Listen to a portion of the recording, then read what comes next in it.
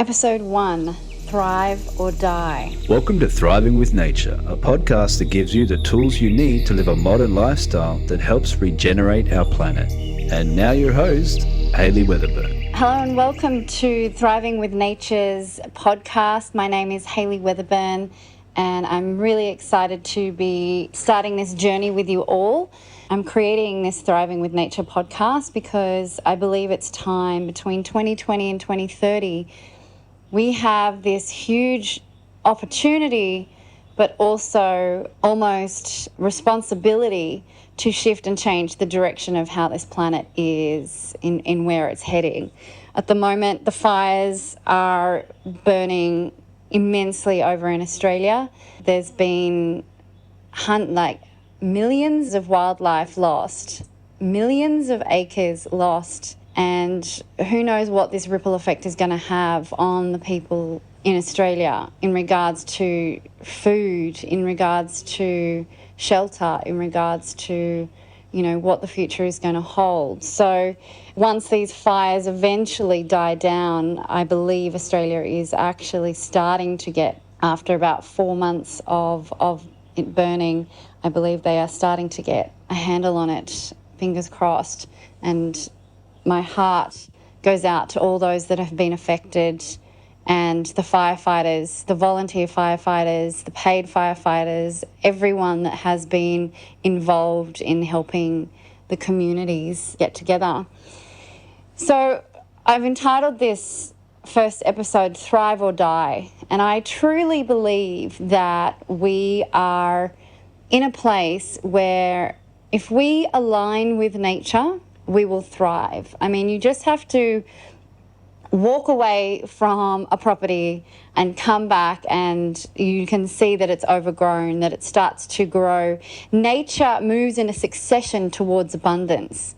The natural succession moves towards abundance. It grows through bitumen. It is constantly growing. So that is the natural law of nature. It is to thrive. Even our human bodies, if we stop feeding it for a while, it goes into a mode where it starts to heal itself. It starts to eat away at the tumours and cancers and things. And when we get out of the way, when we stop pumping it with too many chemicals, with artificial foods, our body comes back to thrive. It can heal itself. It cuts, it heals itself. So we are nature and nature, so that's why I've called it Thriving with Nature. We are nature. I believe if we get out of our ways and align nature, and I'm not talking about let's go back and become living in caves or living on farms or whatever.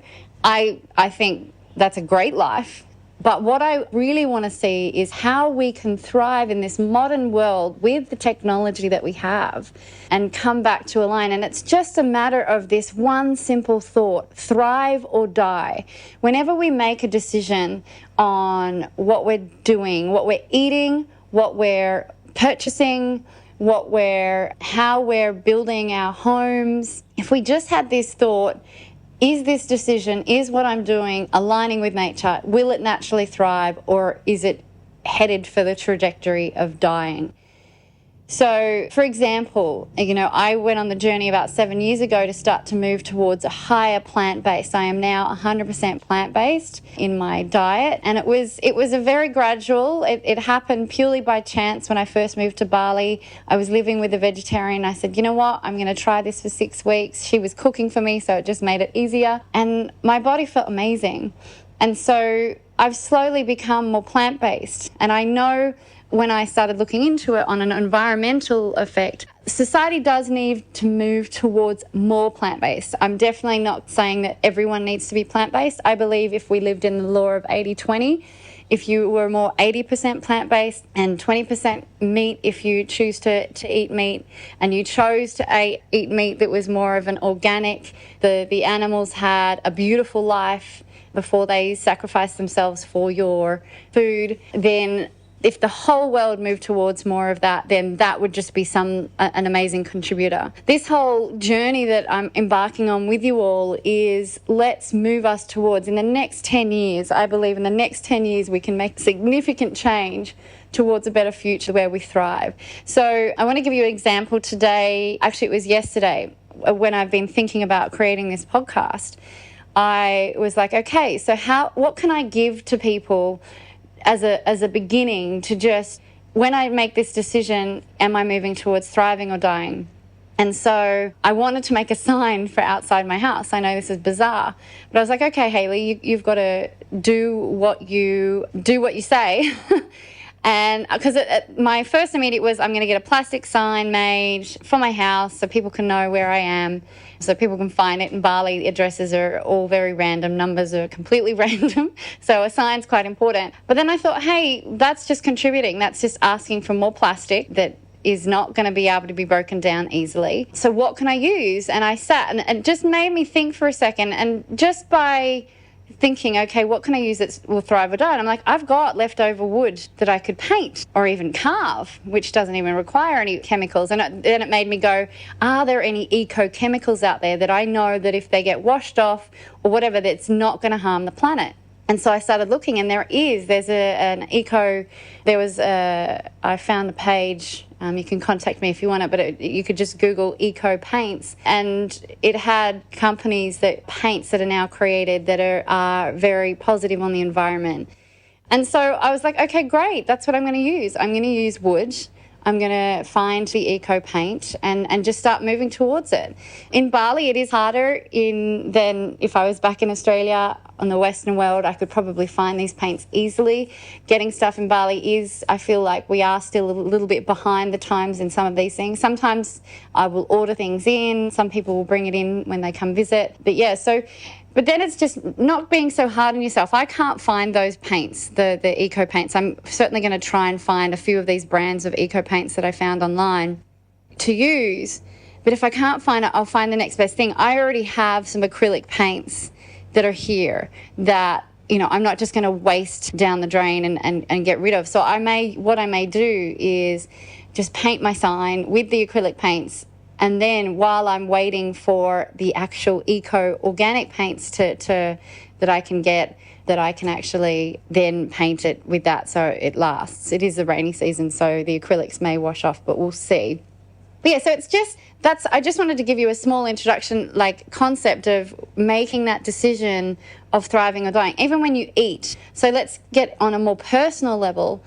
If you eat something that's whole from nature, an apple, you make a salad from a garden that you're growing, you go to the farmers markets and pick some things from these amazing farmers they're doing awesome jobs, and you eat that, you just have to look at an apple. If you just left the apple, it would rot, the seeds would eventually, and they'd sprout. There's life force in that. You've all had an onion in your pantry that started growing. There is life in those things. So eating that way is thriving. But if you go and get a donut, for example, that has chemicals that have been processed, maybe it's even got artificial flavorings and artificial somethings, maybe it's a packet of something that's got all these letters and numbers in the ingredients, you have stepped away from the line of nature, where nature naturally thrives. And if you're not thriving, you're dying. And so every time you put one of these artificial foods in your mouth, you are moving a little bit away from that line of thriving. Now, I'm not 100%. There's moments in my life where I'll grab something that's a bit more processed or have something that's not as whole food as I want because of where I am or just due to being human and having an urge. And that's okay. But my lifestyle is definitely, I would say 80 to 90% more whole foods, and definitely 10, maybe occasionally 10, 20%, maybe 10, 5% of eating. Definitely, I hardly ever eat processed food. And when I do, I feel it immediately because my body is so sensitive now.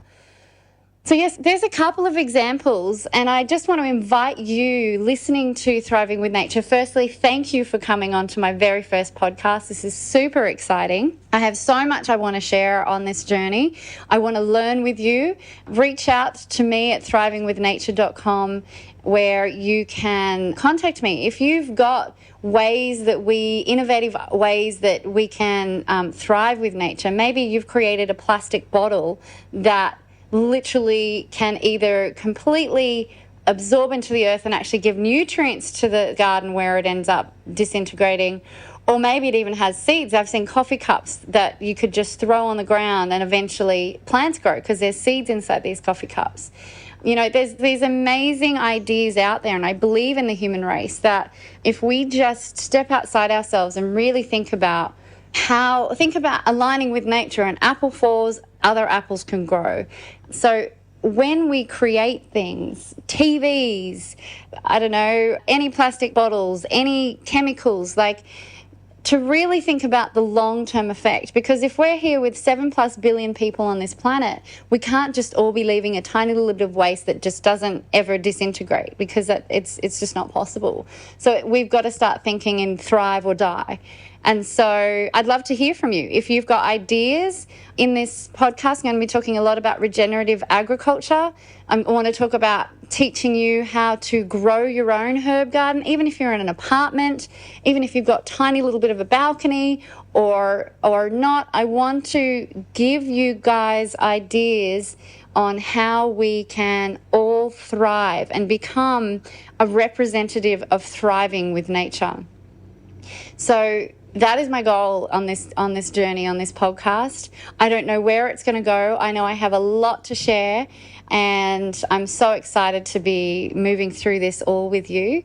So yeah, as I said, you can reach out to me at thrivingwithnature.com. I have a Facebook and Instagram, all with the same name.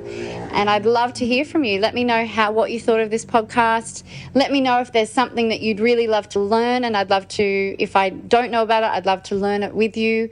If there's people you'd love me to interview, this journey is about us together thriving with nature. And so my homework to you today as you leave this podcast is, of course, subscribe. Hit subscribe and rate. You know, I don't know how it works, but rate it. Give me some feedback. I'd love to hear from you. And then the second is, in your movements today, try and remember everything that you're doing. Am I thriving or dying? Where am I headed? And start to introduce that simple concept into your life and start to make those decisions. And I'd love to hear what happened. Did something happen that made you make a different decision? I would love to hear that. So anyway, thank you so much for listening. I believe that we can thrive with nature together, and I'm looking forward to taking this journey with you. Have a beautiful day. Hey, if you enjoyed listening to my podcast, remember to subscribe to hear more. You also have to come check out the Thriving with Nature website, where all of my videos, podcasts, and resources are to take what we discuss here to the next level and apply it in real life. I'd love to have you come join myself and many others striving towards living a regenerative lifestyle. Go to thrivingwithnature.com.